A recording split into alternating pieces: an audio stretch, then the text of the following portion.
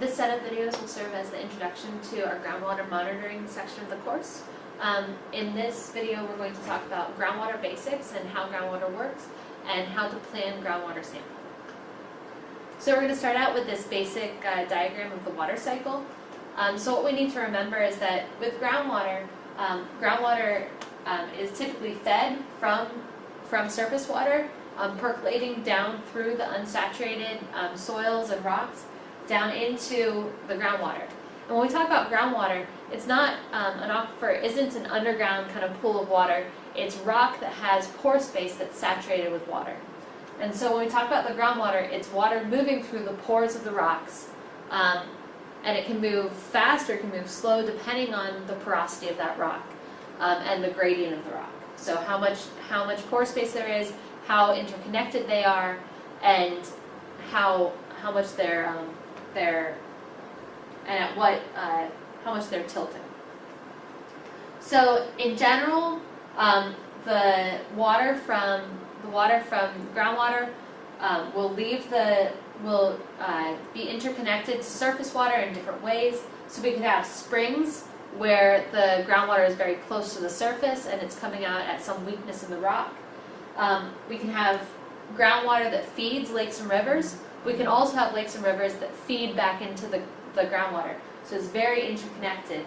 And then when we get towards the ocean, we'll end up having groundwater that's salty, and we'll have fresh groundwater and then a mixing zone between them where these come towards the surface at the edge of the ocean. So there's a big interconnection between surface water and groundwater, and we have to remember that depending on the type of rock and the rocks that overlay our aquifer, our water-bearing strata, we may have very short residence time where water moves from the surface straight through that into lakes and rivers very quickly. And we can have some very long residence time where you have surface water infiltrating a long distance away from where that groundwater is discharged later. So when we plan groundwater sampling, we need to think back to how groundwater moves and the fact that it's moving slowly through water-bearing strata in the subsurface.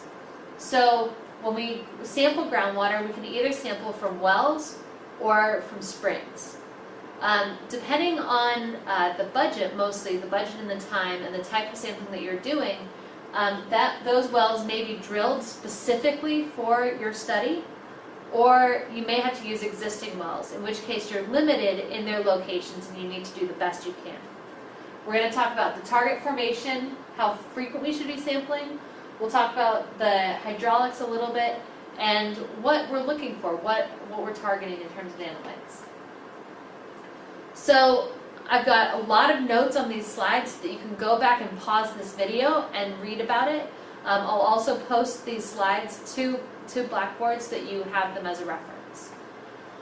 So when we plan groundwater sampling, we need to think about the spatial and the depth distribution that's going to allow us to represent the aquifer and represent the variation in the aquifer, and that's going to answer our questions. So we have to remember that all sampling is based around answering a question or fulfilling a specific purpose of our sampling program. So our spatial and our depth distribution of our samples needs to meet that.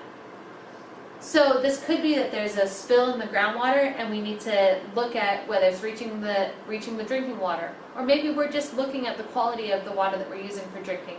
There are a lot of different types of questions we could be answering with groundwater sampling. So we need to think about both that spatial and the depth. So it's a very 3D problem. We have to make sure that that spatial distribution allows us to put together cross sections. So in general, our groundwater in an area is going to move in one direction. So, and we call that the regional groundwater flow direction, or the regional groundwater flow. So in Southeast Ohio, that tends to be towards the southeast. And so in an ideal world, we would set up our groundwater sampling so that we can have cross sections of that aquifer, both perpendicular and parallel to that flow path. But again, if we're using existing wells, we may not have that luxury. The depth of water in wells can vary a lot, and we measure the depth of water every time we sample. But we could be hitting a regional groundwater system in a deeper well. We could be hitting a perch aquifer that's very isolated and limited in scope. And so what we'll sometimes do is do nested sampling, where we have multiple wells at different depths that are very close to each other on the surface, but are measuring water at different depths in the subsurface, because we may have multiple aquifers or we may have perched aquifers. We also want to try to represent different land uses. So if we have a lot of interconnection between the surface water and the groundwater, we may want to know the variability between our groundwater under our forested land versus our groundwater in an industrial area, or our groundwater in an agricultural area. And so we may be looking at a spatial distribution that represents different land uses as well. So to continue that, again, these are a lot of notes on here, so you can pause this video and look through this if you need more information. So we also want to try to look at, or at least think about, where the groundwater is coming from. So this is talking about the recharge of a groundwater aquifer. So the recharge is just, where's the water coming from? What's feeding that aquifer? And so typically this is going to be surface water that's falling on the surface of the earth and infiltrating down into the groundwater. But how that moves and what the flow path is going to be very, very dependent upon your location. And so we may look at well locations based on being close to surface water sites, so we can look at the interaction between the surface water and the groundwater. That's one sampling strategy.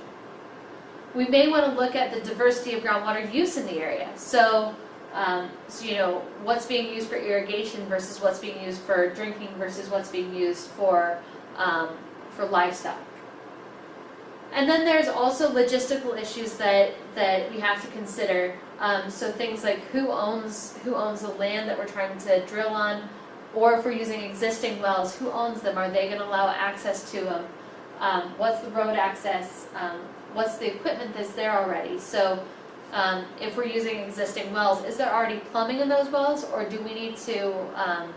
Is there already plumbing in those wells, or do we need to install a pump, or do we need to bring our own pump when we sample? So these are all considerations that we need to think about ahead of time.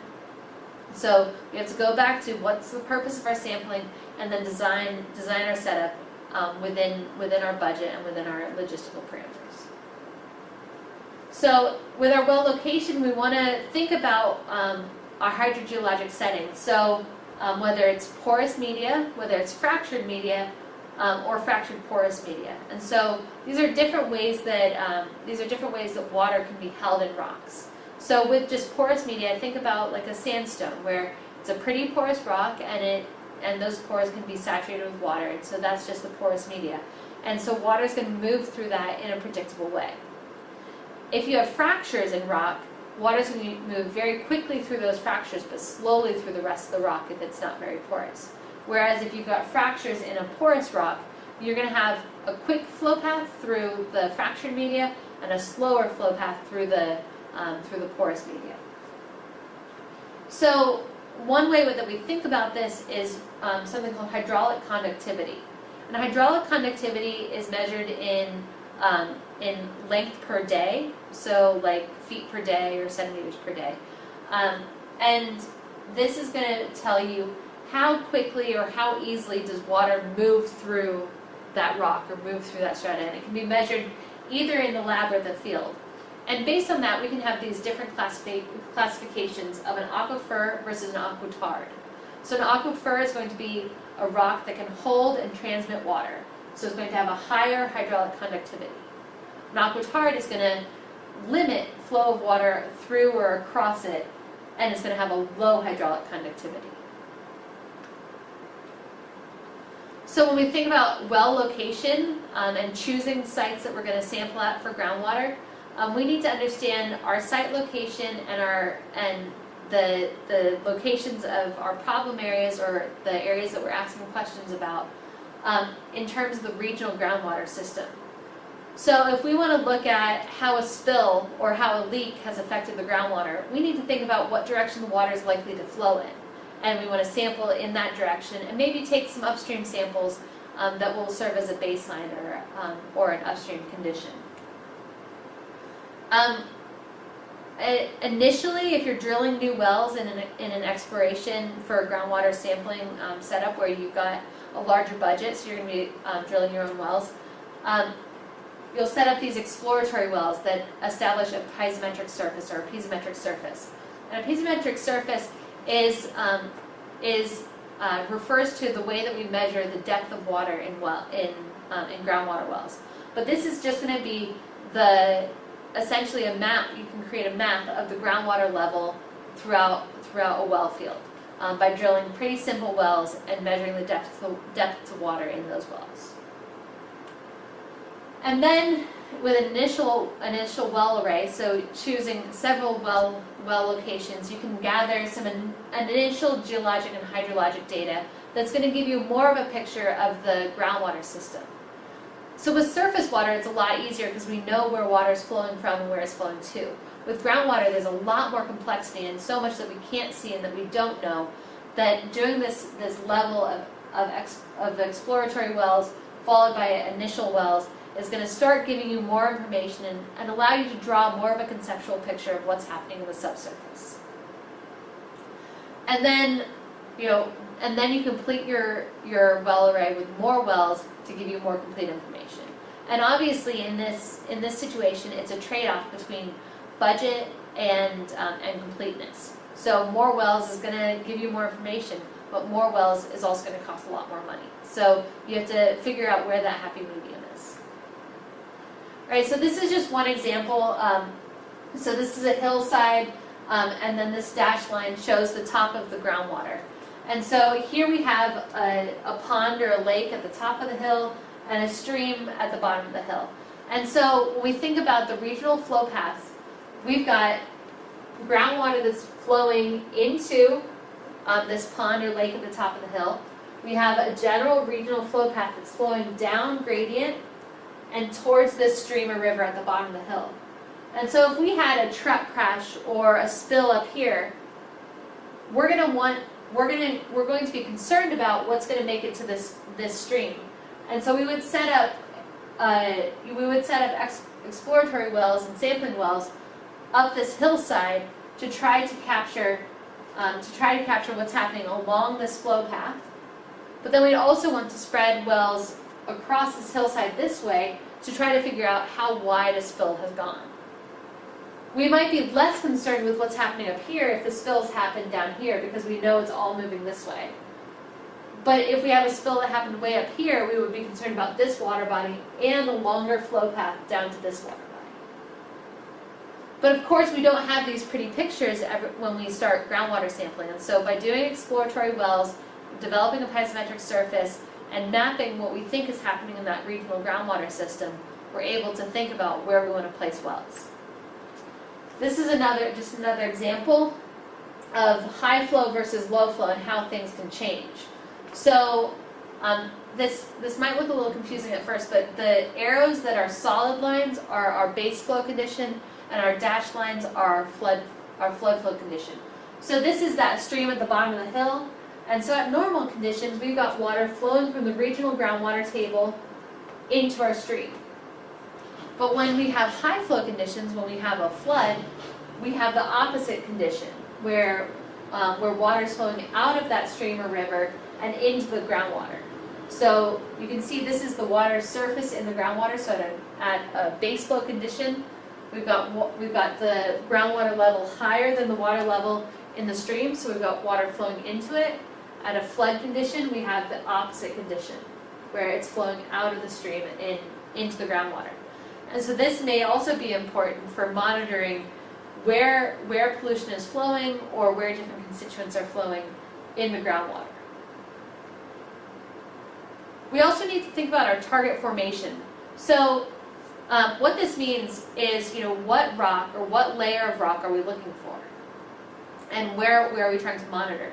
So there are, online in Ohio, there are a lot of well logs from when people have drilled oil and gas or water wells where they've said this is how much clay there is, followed this much sandstone, followed by this much limestone, and so on. And so from those we can get an idea of what the geologic layers are in this area. And then if we're trying to sample specifically from one of those layers, we call that our target formation, or the layer that we're trying to sample from. And so what we would have to do is screen the well in that target formation. So we would want to isolate the rest of the well bore from the rock and only have a screening, or only have an interconnection between the aquifer and the well bore in that target area. So why might we look for a target formation? It might be the area that we're getting our drinking water from, or the formation that we're getting our drinking water from, so we might care about that. It might be a particularly sensitive area. It might be a fractured formation that has a lot of interconnection, so it's specifically interesting to us. Or it might be, or we might have advanced knowledge that there's a particular formation that's holding a certain type of pollution, and we want to sample that specifically. We also want to think about sampling frequency. So in surface water, we know that we have changes with the flow regimes, and we have changes as we have wet parts of the year, dry parts of the year. But in the groundwater, things can move a lot slower, and we don't necessarily have that same seasonal fluctuation. So we have to think about what's the source of the pollution. Is it a slug of pollution? So was it like a one-time spill that's come through in one slug and we're trying to track its progress? Is it an intermittent source? So is it something like an infrequent but consistent spill, or a leak that only happens occasionally, or a constant source? Or are we screening and trying to figure out what's happening before a potential source of pollution comes online? And then we need to know how fast the groundwater is moving. So these are really important questions that go back to that question of what's the purpose of our sampling? Why are we sampling the groundwater? So there are some general guiding principles for how often different parameters should be measured based on what question you're asking. So here it's broken down into groundwater level, so the depth of water. Groundwater quality indicators, so these would be like field parameters or something like that, that would give us an idea or an indication that something's gone wrong. And then a full groundwater quality assessment, or water quality parameters here. So depending on the purpose of our sampling, there are different recommended frequencies. So again, I'll flip through these and talk about them a little bit, but feel free to pause this video and look closer. So for example, for something like a basic resource monitoring, you may only look at quarterly groundwater levels and annual indicators, and only look at groundwater parameters if something seems awry or something seems amiss, particularly with these indicator parameters. Whereas if there's a point source contamination and there are potential impacts, we need to look a little bit more frequently. So we're going to look at our indicators and our depth on a quarterly basis, and then look at parameters twice a year. So then we need to know, well, what are we monitoring for? What are these groundwater quality parameters that we're going to look at twice a year, or however often? And so there are some generally recommended different sets of parameters. So this is a detection monitoring set of parameters. And so this would be like a screening set. This would be the first thing that you do if you think there's a problem. And so this is going to include things like total organic halogens, alkalinity, total dissolved solids, some basic parameters that can be measured pretty quickly in the lab. And then you want to look at water level and hydraulic conductivity. So this would be kind of a slightly lower level screening set. And then an assessment monitoring set is going to give you more information, more parameters, but will also cost more money. So this adds in a lot more trace metals and trace parameters to that previous set. but you still want to measure water level, and you want to try to measure or estimate hydraulic conductivity for your site.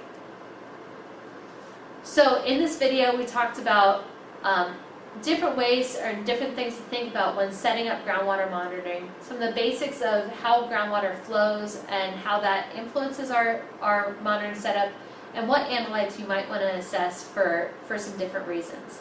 In the next video we're going to talk about well construction.